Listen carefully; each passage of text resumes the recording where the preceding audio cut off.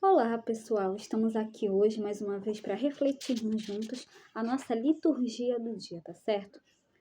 E nesse sábado, a liturgia fala para gente que, rezando a memória de Santo Antônio de Santana Galvão, santo brasileiro, peçamos a sua intercessão pelo nosso povo e pela nossa nação.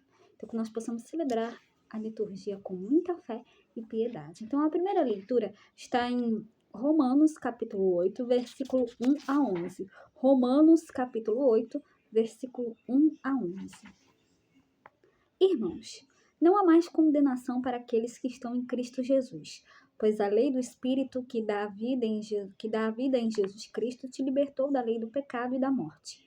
Com efeito, aquilo que era impossível para a lei, já que ela estava enfraquecida pela carne, Deus o realizou, tendo enviado seu próprio Filho numa condição semelhante àquela da humanidade pecadora, e por causa justamente do pecado, condenou o pecado em nossa condição humana, para que toda a justiça exigida pela lei seja cumprida em nós, que não procedemos segundo a carne, mas segundo o Espírito. Os que vivem segundo a carne aspiram pelas coisas da carne. Os que vivem segundo o Espírito aspiram pelas coisas do Espírito. Na verdade, as aspirações da carne levam à morte e as aspirações do Espírito levam à vida e à paz. Tudo isso porque as tendências da carne são inimizade contra Deus. Não se submetem, nem poderiam submeter-se à lei de Deus. Os que vivem segundo a carne não podem agradar a Deus. Vós não viveis segundo a carne, mas segundo o Espírito, se realmente o Espírito de Deus mora em vós. Se alguém não tem o Espírito de Cristo, não pertence a Cristo. Se, porém, Cristo está em vós, embora vosso corpo esteja ferido de morte por causa do pecado, vosso espírito está cheio de vida, graças à justiça. E se o espírito daquele que ressuscitou Jesus dentre os mortos mora em vós, então aquele que ressuscitou Jesus Cristo entre os mortos viverá também. Aquele que ressuscitou Jesus Cristo dentre os mortos viverá também vossos corpos mortais por meio do seu espírito que mora em nós. Vivificará também vossos corpos mortais por meio do seu Espírito que mora em nós, que mora em vós. Então, na primeira leitura, né, da carta de São Paulo aos Romanos, ele fala que o Espírito daquele que ressuscitou Jesus dentre os mortos mora em vós. Então, que nós possamos sempre dar testemunho de Cristo a todos, sempre fazer a vontade de Deus na nossa vida, e que nós possamos sempre, né, buscar, né, sempre fazer as coisas de Deus na nossa vida, sempre nos colocar a serviço de Deus e nos colocar a serviço dos nossos irmãos também, e anunciar a boa nova do reino a todos. E agora, falando do Evangelho, hoje ele está em Lucas capítulo 13, versículo 1 a 9. Lucas capítulo 13, versículo 1 a 9. Naquele tempo, vieram algumas pessoas trazendo notícias a Jesus a respeito dos galileus que Pilatos tinha matado, misturando o seu sangue com o dos sacrificados que misturando o seu sangue com o dos sacrifícios que ofereciam. Jesus lhes respondeu: Vós pensais que esses galileus eram mais pecadores do que todos os outros galileus por terem sofrido tal coisa? Eu vos digo que não.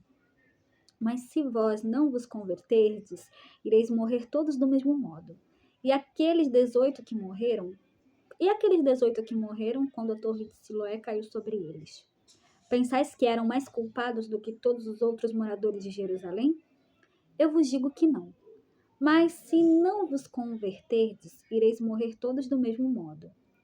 E Jesus contou esta parábola. Certo homem tinha uma figueira plantada na sua vinha. Foi até ela procurar vinhateiro. Foi até ela procurar figos e não encontrou. Então disse ao vinhateiro: Já faz 3 anos que venho procurando figos nesta figueira e nada encontro. Corta, porque está ela inutilizando a terra? Ele, porém, respondeu: Senhor, deixa a figueira ainda este ano. Vou cavar em volta dela e colocar adubo. Pode ser que venha a dar fruto. Se não der, então tu a cortarás. Então, o evangelho de hoje pode ser dividido em 2 partes. A primeira delas remetendo ao Antigo Testamento, na fala dos galileus e da Torre de Siloé. Jesus apresenta uma interpretação desses dois fatos para dizer sobre a necessidade da conversão na vida do cristão.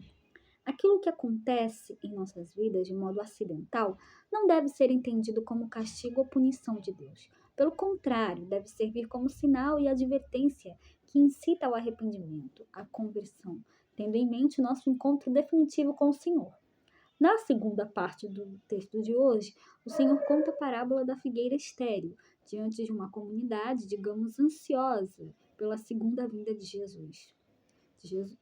O evangelista ressalta a grandeza divina ao apresentar a nós a face do Senhor, cheia de paciência, misericórdia e amor.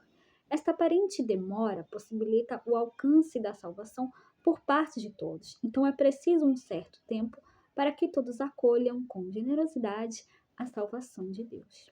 Então, era isso que eu tinha para falar para vocês hoje. Muito obrigada a todos por curtirem, por comentarem. Aqueles que só assistem mesmo, eu me agradeço. Espero que vocês tenham gostado dessa reflexão de hoje. Espero encontrá-los todos aqui amanhã, domingo, se Deus quiser, para continuarmos refletindo cada vez mais as letras da Sagrada Escritura. Então, muito obrigada a todos e até a próxima, se Deus quiser.